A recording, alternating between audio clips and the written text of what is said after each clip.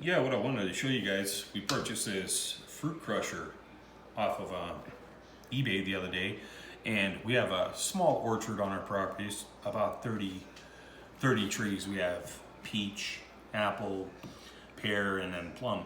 But And pomegranate. and pomegranate, yeah, that's right.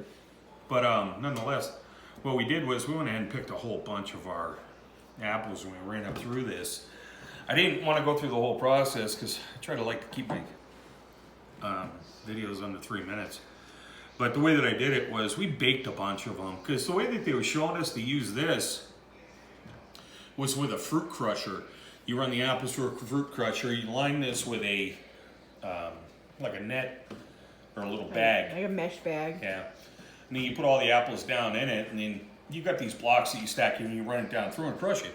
But the thing that I found was that you do a lot better if you actually bake them first, and then I boil them. So I take the apples, I bake them, I put brown sugar, cinnamon, and a little bit of nutmeg. And I'm talking a very, very small amount of nutmeg. That is a powerful spice.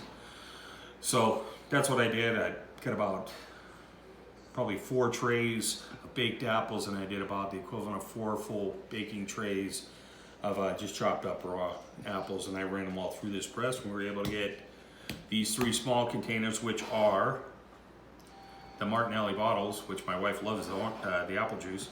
So we put our apple juice in it. Yeah, and we just keep them, and we keep the caps, and this is just a regular large 1 gallon that we kept from a previous purchase, but that's what we were able to do.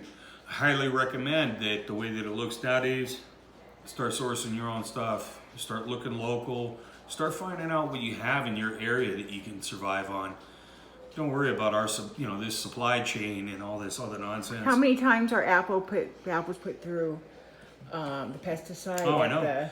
Yeah, that's one thing also to keep in mind. Try to plant a fruit tree on your property, because our fruit, we don't use any pesticides, and the average piece of fruit that you get at the grocery store has been sprayed at least 27 times in a season. And there's a reason that your fruit looks so good inside a grocery store, and that's because there's no insect or animal that wants to eat it.